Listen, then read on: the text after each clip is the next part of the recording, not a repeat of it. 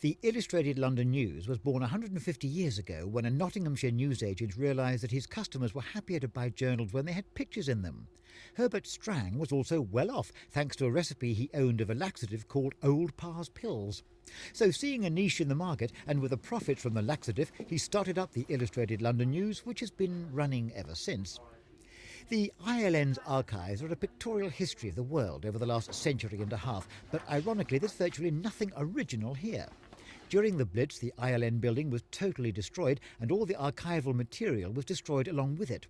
Then, 5 years ago, they sold off all their new stuff, and so now virtually everything they have here they've had to buy in at auction or from collectors. They still have a copy of their first edition, though. And this is a copy of the first ever Illustrated London News, dated week ending Saturday, May the 14th, 1842. And they were helped in their first edition by being able to have a full picture story on the first ever masked ball held at Buckingham Palace by the young Queen Victoria. But just as the issue was going to press, there came news of a great fire in the German city of Hamburg. Now, of course, there were no instant pictures available, so what the ILN did was go to the British Museum, get a picture of Hamburg, and then they engraved on pictures of flame and smoke and people watching in a very concerned fashion. Not quite perhaps the journalistic practices we're used to today, but it was very effective, and particularly effective as the first and most important picture ever in the first Illustrated London News. The magazine discovered long ago that people like picture stories about the royal family and pictures about wars that our soldiers fought in.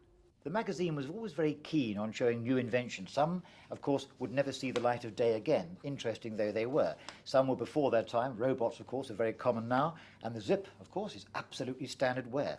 And how about this, from 1919? Yes, they were one of the first to think about multi-storey car parking.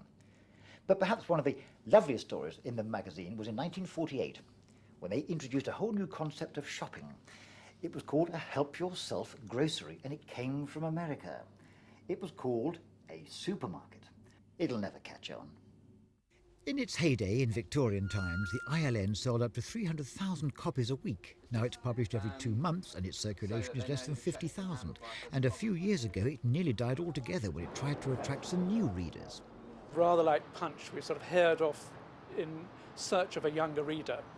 Younger readers are very difficult to acquire because there are so many publications going for them. So they have they can pick and choose. Our natural reader is older than that. We made a slight mistake, I think, in going too aggressively for the younger reader. They didn't come on board. Meanwhile, our older reader, our traditional loyal reader, began to say, this isn't our magazine anymore. We realized we were making a mistake. We stopped that. We resumed our traditional function. And the publishers have every hope now that the ILN will have at least another 150 years of life ahead of it. Christopher Rainbow for Thames News.